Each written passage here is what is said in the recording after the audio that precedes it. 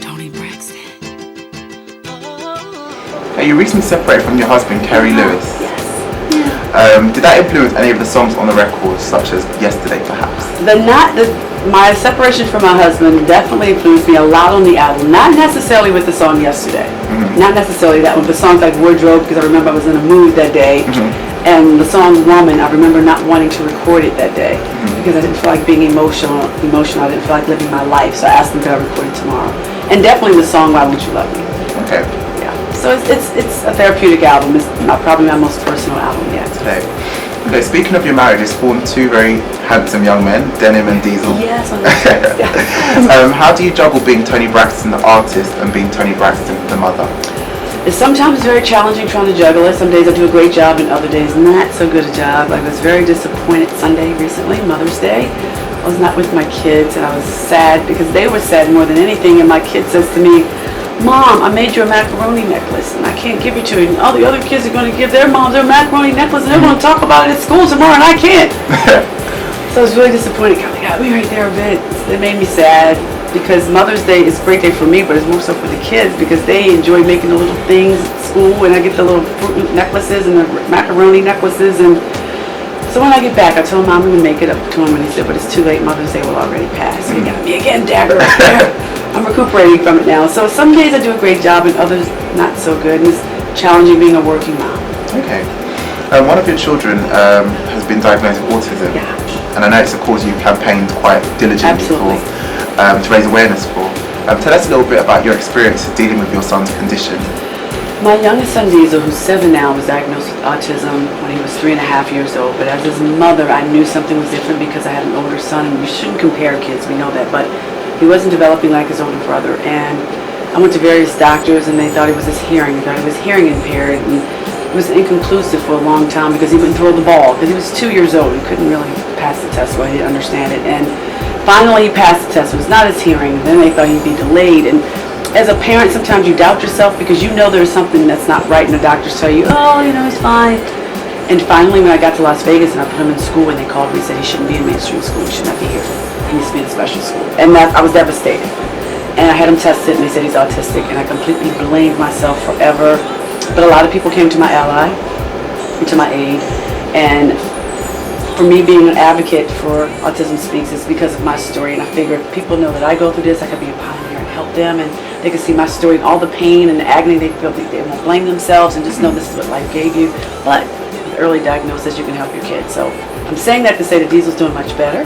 Okay. He's in mainstream school, although it's a special education program. But I'm hopeful by the time he's 12, he'll show no signs of autism. So we're working really hard. Yeah.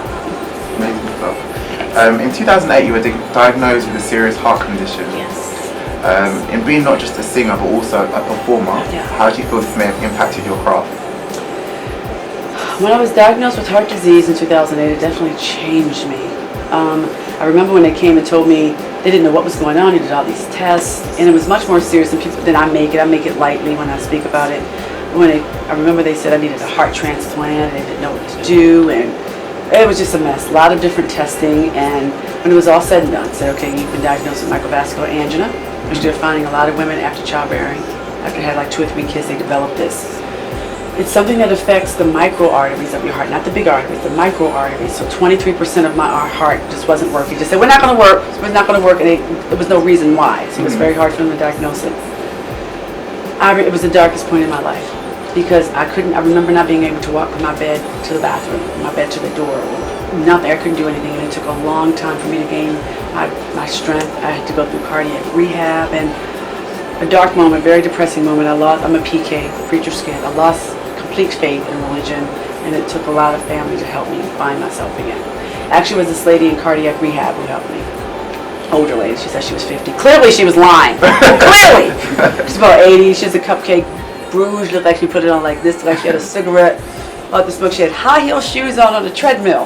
That's what I remember about her. And she said to me, you're so young, why are you here? You're so young, this is my 4th heart attack.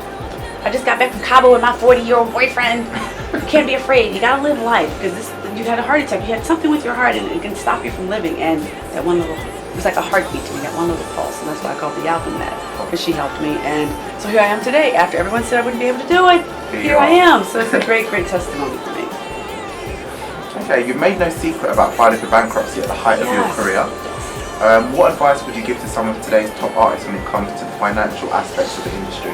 My situation was a lot different than people know because I couldn't talk about it before because it was a gag order, but now I can. And the alleged bankruptcy was a situation. Some people know about the royalties check that I got that was less than $2,000. Wow. People don't know that. They think I spent my money. There was no money to spend.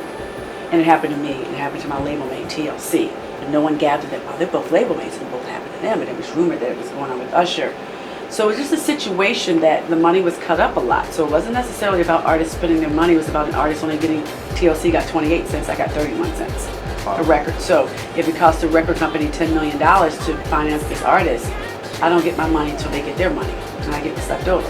So 31 cents added up to less than $2,000. But yet I was on tour.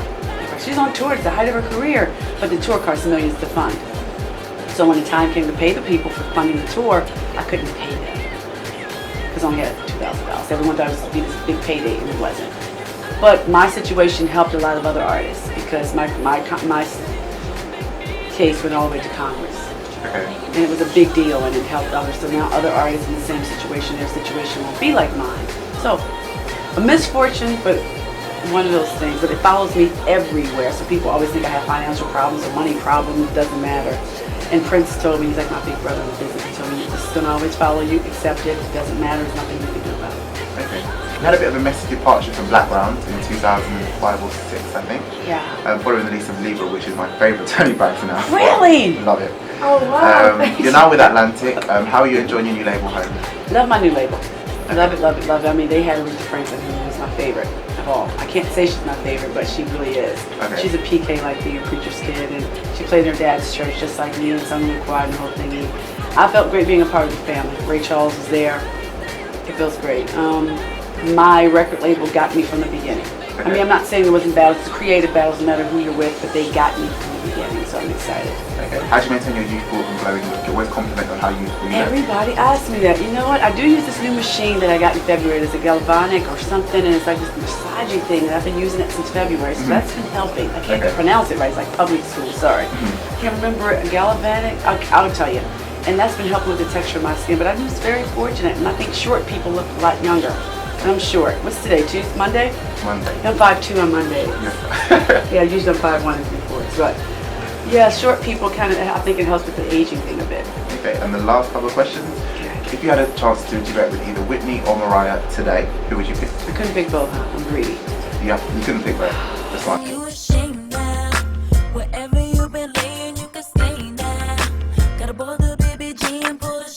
I look to you.